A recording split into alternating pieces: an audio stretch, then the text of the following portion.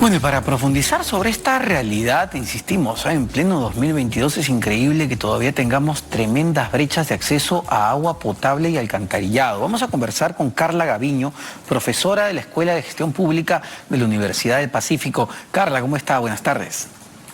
Buenas tardes, Omar. Carla, a ver, ¿por qué todavía a estas alturas tenemos este bolsón de familias que no tienen acceso al agua potable? ¿Cuáles son las principales barreras? ¿Por qué no se ha podido invertir de manera mucho más célere y efectiva justamente para cerrar una brecha muy importante? ¿Qué más importante que tener un servicio tan básico como es el agua potable?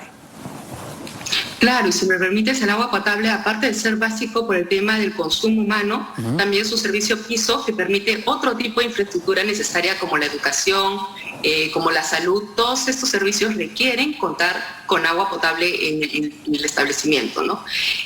¿Cuáles son las dificultades que se tienen principalmente? Yo creo que estamos hablando de temas de gestión pública, de temas de coordinación entre instituciones, de temas que tienen también que ver con la calidad técnica de la información que se maneja para diseñar los proyectos.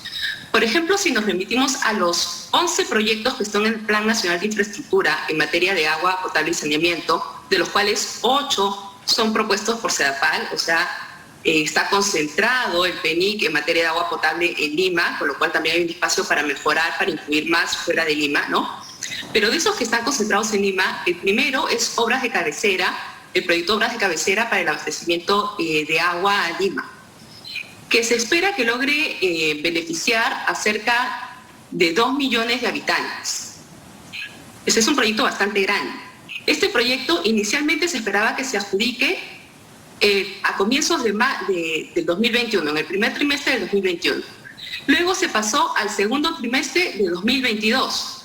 De acuerdo al último reporte de seguimiento del PENIC del MEF, actualmente ya no hay fecha prevista. ¿No? Entonces, vamos cada 6 meses ampliando y ampliando los plazos. Y ese es el proyecto más grande de los que están, a mi criterio, el más grande, el que impacta más de los que están en materia de saneamiento en el PENIC.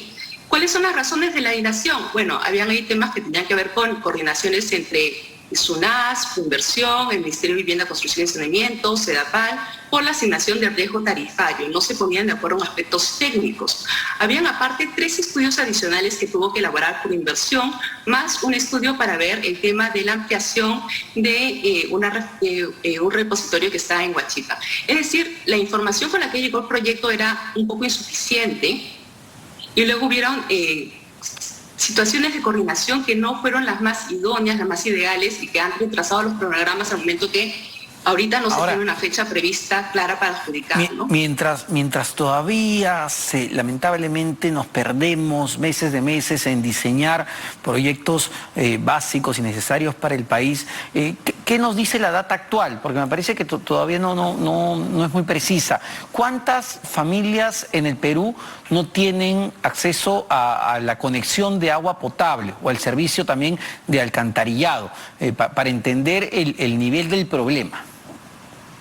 Claro, entre 7 millones y 8 millones en el Perú es la cantidad de personas que no tienen acceso al servicio de agua potable. En Lima son 800.000 personas, en Lima y Callao, ¿no? Entonces, sí es una necesidad fuerte, es una necesidad latente. Si lo vemos en términos de espacios rurales, la brecha de servicio de agua potable en las zonas rurales es del 34% y en las urbanas del 9%. En Lima es de 7%. Y hay zonas en el país, Carla, que tampoco tienen el servicio de agua potable las 24 horas del día, ¿no? Dentro de todo, las empresas públicas de saneamiento, SEDAPAL es la más grande, evidentemente, que opera pues en la capital, donde se concentra la tercera parte de la población, pero la mayoría de empresas públicas de saneamiento, las famosas EPS, han enfrentado problemas muy serios e incluso estaban quebradas. ¿Cuál es la situación actual de estas empresas? Sí, mira, si me permites estas cifras que te di, yo las he sacado del programa multianual de inversiones del Estado que indica el MEF de 2021 a 2023, en la cual nos estamos centrando básicamente en los sectores del gobierno nacional, gobiernos regionales y también debería incluir a municipalidades.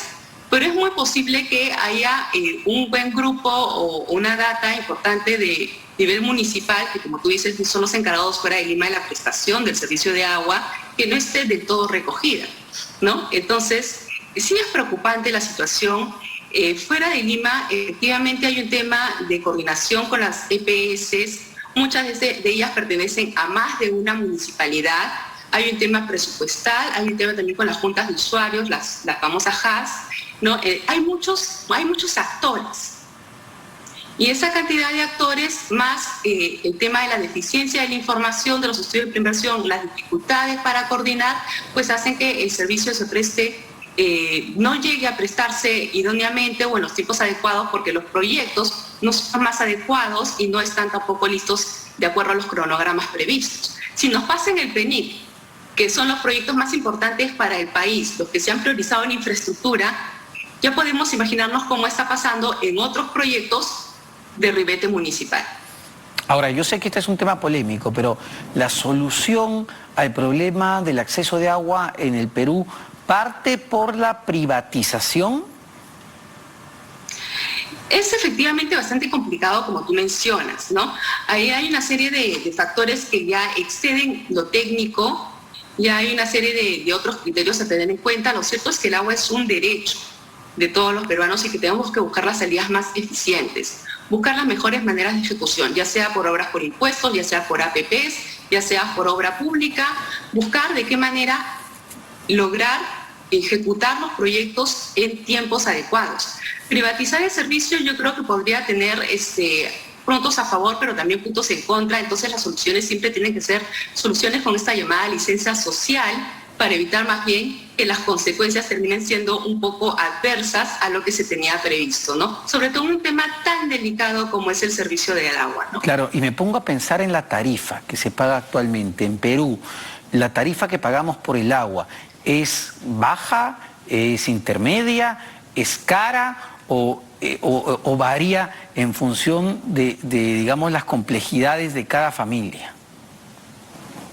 Yo creo que efectivamente, como tú dices, varía en función a la capacidad que tiene cada familia para responder a ella, ¿no? Lo cierto es que hay distintos mecanismos tarifarios que podrían explorarse, por ejemplo, algunas soluciones de tarifas cruzadas. Ese es un tema un poco más de regulación que podría explorarse, pero sí preocupa que efectivamente muchos peruanos pagando una tarifa no reciban el servicio de forma continua, o de que, por ejemplo, estemos hablando de que en Lima, el día de hoy, se esté haciendo llegar con camiones cisterna a distintas personas que viven acá en la capital el agua, ¿no? Entonces yo creo que si bien es importante buscar estas salidas un poco asistenciales, no debemos dejar de lado el tema de fondo.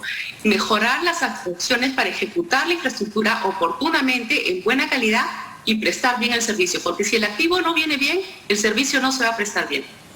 Perfecto, Carla. Muchísimas gracias, como siempre. Carla Gaviño, profesora de la Escuela de Gestión Pública de la Universidad del Pacífico, sobre un tema central y que nos debería realmente movilizar, que es el acceso al agua potable, al servicio de agua y desagüe para todos los peruanos. Sigue siendo inaudito, la cifra es bastante abultada. 7 millones de familias en el país que no tienen en el 2022 acceso al agua potable. Tremendo. Vamos a una pausa. Venimos con más en Economía para Todos.